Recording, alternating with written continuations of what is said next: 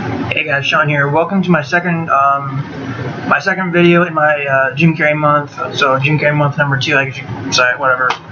And I will be reviewing the Ventura films, as requested by my good friend John Avenger, who is also doing his own month of review series thing called 90s and all that month, I think is what he's calling it. So if you guys want to check out his stuff, you know, he has some great stuff. I'll put his link in the channel below, so you guys can go check his stuff out, and he does great stuff. So he requested I do the Ace Ventura series. Well, I'm only going to do the first 2 because those are the only 2 that Jim Carrey was in. Jim Carrey wasn't in the third movie, and from what I've heard, the third movie is pretty terrible anyway. So I'm going to be starting with this one right here. There. Ace Ventura, Pet Detective. This is in a double feature set, just in case you guys couldn't tell. The double feature. And then there. So, just in case. Just in case why I have only one case. So yeah. This movie was released back in 1994 under the direction of Tom Shadyac. It is an American comedy detective film co-written and starring Jim Carrey himself. Yes, Jim Carrey actually co-wrote this movie.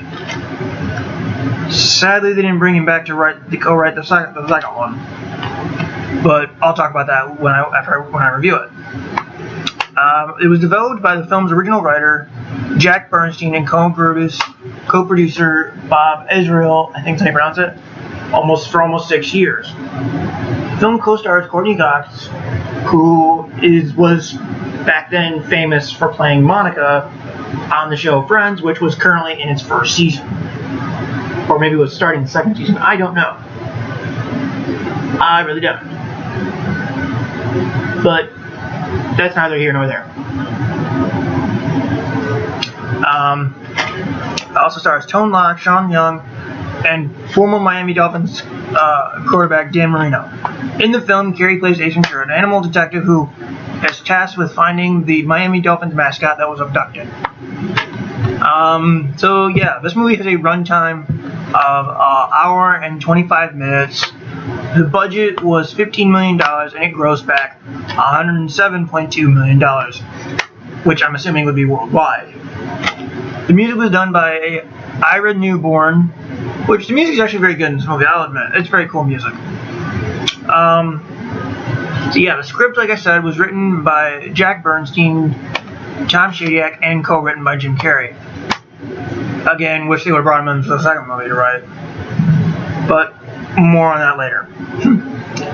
So yeah, basically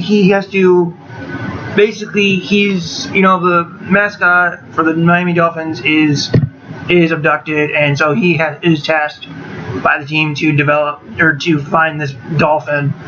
Otherwise, they think that the team without the mascot, the team will lose the game, will lose the Super Bowl, etc., etc. So yeah, I highly enjoy this movie. I think it's a great film, and despite receiving mixed reviews from critics, this movie has a large cult following. That's actually freaking cool. In my opinion, that's actually freaking cool. So yeah, I actually enjoy this movie. I think it's a lot of fun to watch. It has memorable dialogue. Jim Carrey's freaking hilarious in this movie. The whole movie's funny. Is it one of my favorite Jim Carrey movies? I couldn't really rank these. I can't really rank Jim Carrey movies, even though I do like them. I do like this movie. I do like the first movie. I think it's quite enjoyable. It has some funny moments, some quotable dialogue. And this was actually, in Pet Detective, was actually the first movie where Jim Carrey had a starring role, and it propelled him into stardom, which I thought was really cool. And also, Jim Carrey had 3 movies released in '94: Ace Ventura, Dumb and Dumber, and The Mask. That's awesome. How he was able to film 3 movies back to back. Well, not back to back, but you guys get the point. But yeah, that's really freaking cool that he was able to do that. So yeah, I highly enjoy this movie. I think it's a lot of fun to watch. So yeah, I will now be doing my review for the second movie. Right there. When Nature Calls.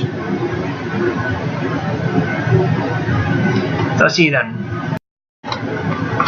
Hey guys, I'm here to review Ace Ventura: When Nature Calls. It is the 1995 sequel. It is a 1995 American comedy film, the sequel to the 1994 American film Ace Ventura: Pet Detective.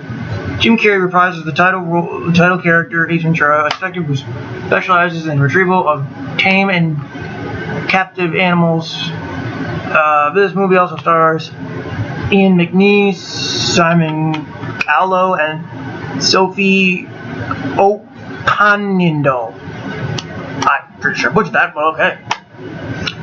And let's see, and also Tommy Davidson, who co-starred with Carrey on the show in color, makes a cameo appearance in the film.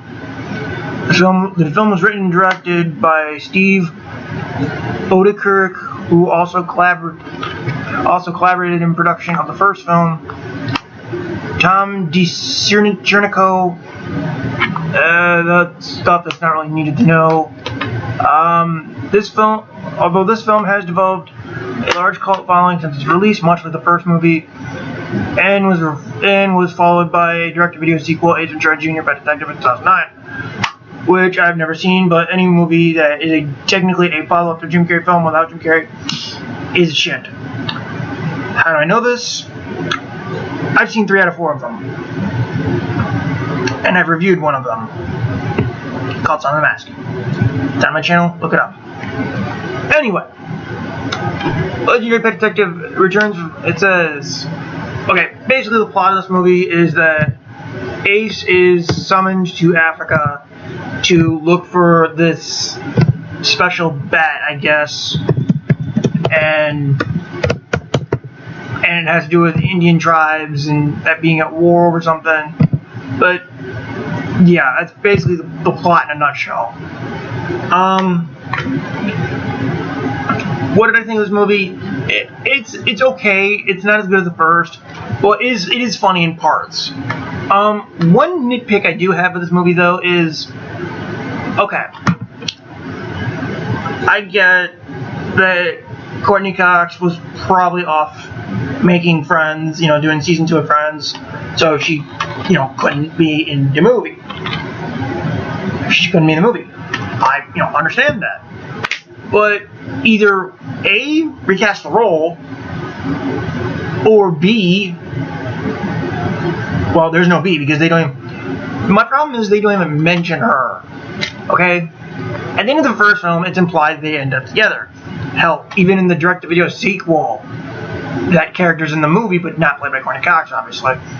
But it's stated in the, direct-to-video sequel, which I'm never going to watch. I've only seen parts of it, though, that her and Ace have a kid. Okay, that's the case. Then why is Melissa not in this movie? Or even mentioned? That's just a nitpick I have, though. Anyway, we begin the movie basically with Ace Ventura trying to rescue a raccoon. The rescue goes badly, and so he puts himself in retirement among druids. Not really druids, but they're monks, basically. And then he's brought out of retirement to find the bat in Africa. Like I said, the movie's not as good as the first one, but still, having Jim Carrey alone makes it funny. Now, it's very funny like the first movie, but the plot is not as interesting as the first. And there's also certain scenes that they could have dropped from the plot because some of the scenes don't contribute to the overall storyline, to be honest. This movie is an hour and 34 minutes with a budget of $30 million, which is double that of the first, and made back $212.4 million. That's very interesting. Like I said, this movie has a cult following, much like the first film, but and actually made more than, and the box office actually made more than the first. Wow. And some fair amount of trivia, and some fun trivia for you guys that, up till Dumb and Dumber 2, which I reviewed yesterday as part of my Jim Carrey month, this was the only sequel that Jim Carrey has ever done to one of his movies. I shit you not. That's why we have 4 crappy sequels. Well, 3 crappy sequels and a prequel. And it's basically because I did some digging, and basically it's because since Jim Carrey had a bad experience with When Nature Calls, that's why he chose never to do follow-ups again. Which is kind of sad because one movie is so oh my god. Watch my Son of the Mask review and you guys will know what I'm talking about, basically. But yeah, I mean, I enjoy When Nature Calls, but not as good as the first. The plot isn't as interesting, and the fact that they don't even mention Courtney Cox's character, that's depressing, considering where the third movie goes. But hey, it's fine.